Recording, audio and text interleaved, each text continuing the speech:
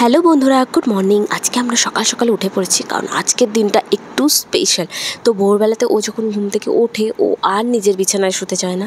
ও তখন আমার কোলে আমার সাথে একটু দুষ্টুমি করতে চায়, একটু খেলা করতে চায়। সকালবেলাতে ওর মুডটাও খুব ভালো থাকে, গালে এরকম হাত দিলেই ও কি সুন্দর হাসে, আর আমার মর্নিংটা হয়ে যায় সত্যি গুড। দিয়ে চটপট ব্রেকফাস্টটা করে নিলাম। আজকে ব্রেকফাস্টে ছিল ছাতু মুড়ি আর সুজি। আর আজকে তাড়াহুড়ো করার কারণটা হচ্ছে আমরা ভ্যাকসিন নিয়ে আসছি।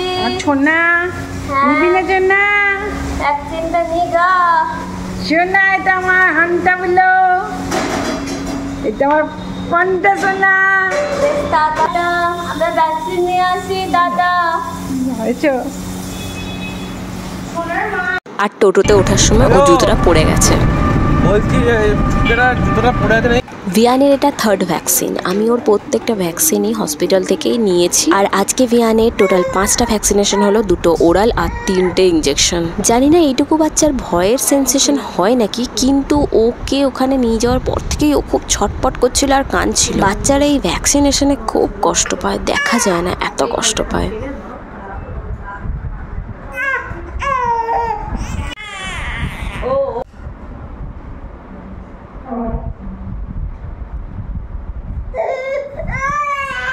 আমি তো অলওয়েজই বলি যে ভ্যাকসিনেশনের আগেই কিছু কিছু জিনিস যেগুলো খুব প্রয়োজন সেগুলো বাড়িতে রেডি করে রাখবে।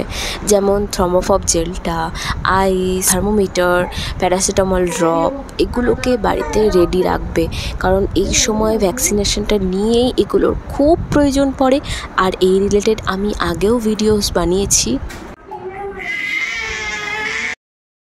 ভ্যাকসিন দিয়ে চলে আসলাম।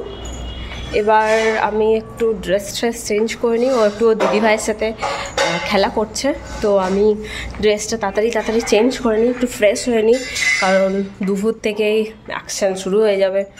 ভয়ও লাগছে।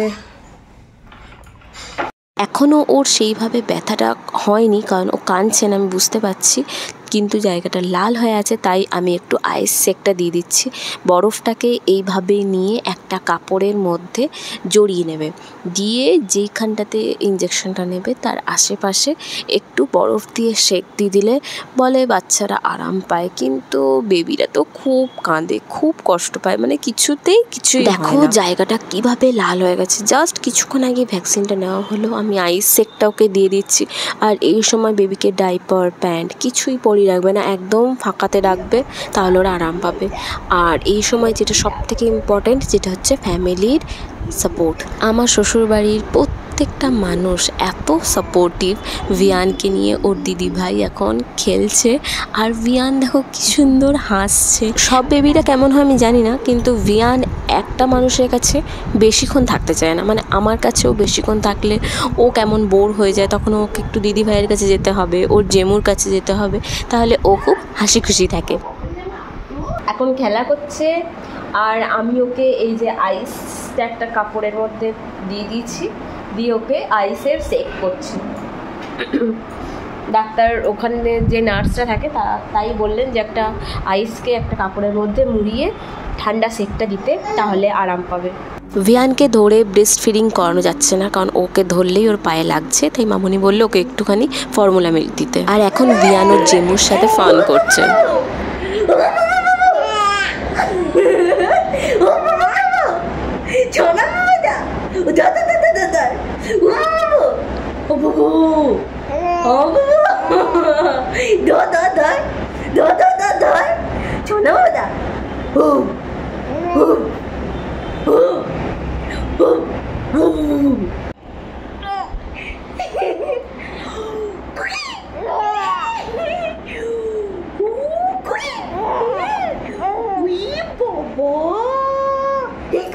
রাতের দিকে খুব জ্বর এসেছিল, খুব কষ্ট পাচ্ছিল, খুব কাঁদছিল। 2.5 দিন মতনও কষ্ট পেয়েছে এই ভ্যাকসিনের জন্য।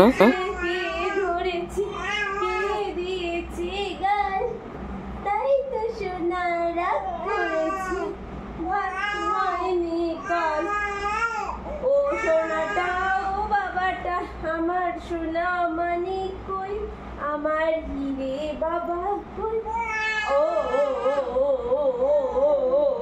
জায়গাটা এখনও ফুলে আছে, লাল হয়ে গেছে। নেক্সট দিনও ওর জ্বর এসেছিলো, কিন্তু তারপরের দিন মানে 2.5 দিন পর ও অনেকটা আস্তে আস্তে ঠিক হয়ে গেছে।